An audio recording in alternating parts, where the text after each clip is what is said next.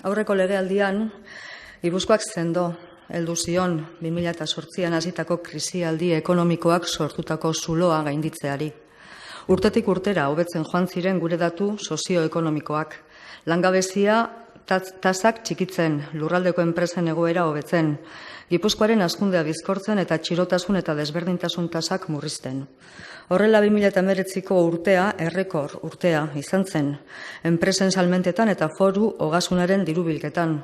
Errekorra gure erakunde publikoen aurrekontuetan eta ondorioz politika publikoen garapenean. Orduan ere, aurreko legealdiaz ari naiz, egon ziren arazoak jakina, beti dago zeri aurre egin behar, zer zuzendu eta zer hobetu. Baina balorazio orokor bat egin beharko bagenu, 4 urteko ona izan zen Gipuzkoarentzat eta Markel Olanoren gidaritzapean hazkundeari tinko heldu zitzaion. Gipuzkoa desberdintasun txikieneko lurraldea dion leloa misiotzat hartuz. 2019an orain amaitzear degunek agintaldi berriari hasiera eman genionian nork esango zigun arrez geroztik gertatutakoak gertatuko zirenik. Markel Olano diputatu nagusiaren foru gobernuak pandemiak ekarritako egoerari aurre egin behar izan dio agintaldi honetan. Eta ura gainditzekotan ginela, denboran etenik gabe, Errusiak Ukrainia inbaditzeak sortutako egoerari heldu behar izan dio. Egunerokoari erantzun behar zaion bezala, herrigintzan, ezoikoari ere erantzun behar izaten zaio. Eta bizi ditugun, bizitzen ari garen moduko gertaerek neurtzen dute politikaren maila. Ondorioz, legealdi honetako politika orokorreko azken eztabaida den honetan bi gauza geratzen zaizkigu argi. Bat, Euskal Alderdi Jeltzalea eta Markel Olanok gidatu duen gobernua prestatuta zeudela larrialdi handiei heltzeko, Gipuzkoarako egitasmo politiko sendo bat daukagulako 40 urte honetan probatua eta gure zerbitzu publikoak eraiki eta garatzeko gai izan dena herriarekin batera. Zerbitzu publiko onak. Gizarte babeserako politika onak. Ekonomiaren hazkunderako ondo diseinatutako politikak. Politika perfektuak? Ez. Inork ez baitauka perfekzioaren formula. Baina bai, etengabeko hobekuntza lortzeko borondatean eginiko politikak. Alde batean beraz, larrialdiei ondo erantzuteko prestatutako gobernua. Eta beste aldean zer? Beste aldean oposizioan ikusi duguna izan da, alferrik galdutako legealdia. Eta zergatik alferrik galdutakoa? Arrazoi bategatik, oposizioa ezezkoan ibili delako.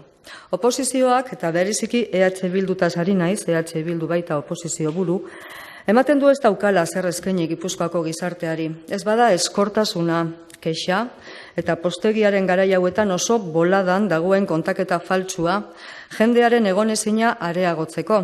Ea horrela, boterea eskuratzeko egoera sortzen duen. Eta ez dut nik asmatu deten teorizazioa. Ezker Abertzaleko bati, baino gehiagori irakurri dizkiogu antzeko asmoak. Adibidez, orain dela aste gutxi, legebiltzarkidei bati. Kakotxak zabaltzen ditut, eta horrela zion. Udazkenetik aurrera gogortuko den krisialdiak eragingo duen egoera aprobetxatu behar dugu. Eta arrazonamenduari bukaera emanez, beste hau berriz ere komilak irekiaz, aldaketa sistemikoak ez dira baketsuak. Gatazka berezkoa dute eta, honekin bukatzen du, boterea beharko dugu. Alegia, bizitza guztian bilatu izan duten baldintza subjektibo eta objektiboen aprobetxamendua. Halako batean boterea eskuratzeko asmotan. Gutxienez, nahasgarria bada behintzat, horrelako pultsioak bere baitan gordetzen dituen aukera politiko bat zelofanezko bilgarri polit baten bitartez, gaur bezala, zaintza eta bizitza erdigunera eta oparatosun hitzemate dotore eta ustezko elkarlanerako eskaintzekin ibiltzea. Zen non ote dago Ezker Abertzalearen benetako egia. EH Bilduren hauteskunde aurreko azalpen goxoetan, edo Ezker Abertzaleko hainbatek publikatzen dituzten artikulu eta tuitetan, auskalo. Edonola, Gipuzkoan, orain arte, politika egiteko bi era egon dira urte guzti hauetan, bi politika klase. EH Bilduk orain arte behintzat erakutsi duena, eta baita Podemosek ere, gure ustez politika txarra da. Aukera ona galdu dezuelakoan gaude, une larri hauetan, pandemiarekin bizi izan ditugun zailtasunetan eta orain gerrarekin oposizio eraikitzailea egiteko. EH Bilduk berbada ez dauka politika eraikitzailearen kultura barru-barruan sartuta. Ez da harritzekoa, goizian diputatu nagusiak bere hitzaldian aipatu duen bezala, hamarkadetan zehar herri honetan politikaren bidez eta erakundeetatik eraiki den guztiaren aurka jobaitu EH Bilduren ardatza den betiko ezker abertzaleak. Beti kontra egoteak eta kontra egiteak nortasun politikoa ematen dio bati eta ikusten da. Eta horrek esan nahi du kontrarioa behar duela izateko. Eta kontrarioa zein ote da? Kontrarioa EJ da. Eta horrek ondorioak ditu. Eraikitzeko garaia iristen denean politikoki biluzik aurkitzen da eta dakiena egiten jarraitzen du, kontra egiten eta erasotzen. Esaten ari naizenaren arira, une bat, baina goiago dira EH Bilduren ispilu adibidez. Aurrekontu guztien aurka bozkatu du. Ezker Abertzaleak gidatzen duen koalizioak behin eta berriz ezezkoa emanez, larrialdiak larrialdi, EH Bilduri berdin izan dio. Kontra eta kontra. Aurrekontuei beti kontra, aurtengoei, azkenengoei ere bai. Naiz eta Espainiakoei baietz eman izan. Naiz eta Nafarroan baietza eman, naiz eta gauzak horrela ezinbestean legebiltzarrean abstentziorako akordioa erdietzi. Baina Gipuzkoako batzar nagusietan beti kontra. Izan ere, krisia egon denean kontra. Gauzako bera jo izan dutenean kontra, pandemiaren garairik latzenean kontra, inbazioaren aurrean kontra eta beti kontra. Porque, claro, EH Bildu no se conforma con las medidas que adoptan nuestras instituciones, las medidas extraordinarias que la Diputación Foral ha venido activando durante toda la legislatura, desde los tiempos del COVID a la crisis energética brutal provocada, entre otros temas, por la invasión rusa de Ucrania, no son más que tiritas, como ha dicho en algún momento el portavoz de EH Bildu.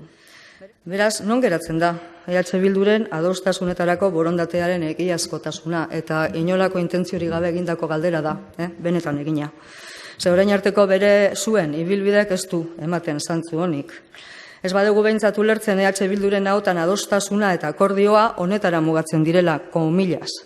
Niri interesatzen zaidanean, alegia beraiei, hauteskundei begira itxurak egin nahi ditudanean, alegia nahi dutenean, eta beti ere baldintza nagusien arabera, nik hau da EH Bilduk agintzen dudana egitekotan. Eta bestela jai, bestela beti bezala eseskoa. Jarrera hori nabarmena izan da urtea joan eta urtea etorri, orain arte behintzat. Eta orain ez da erraza jarrera aldaketa benetakoa izan daitekeela sinestea. Hala balitz, ondo, espero dugu izatea, baina kontrakoaren eskarmentu gehiegi daukagula ere esan beharko dugu.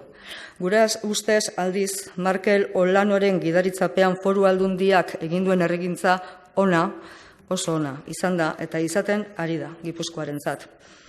Erregintza on baten sekretua ez delako aldi oro, sistema produktibo energetiko eta sozial osoaren errotikako eraldaketaren beharra aldarrikatzen ibiltzea gandorra atera nahian,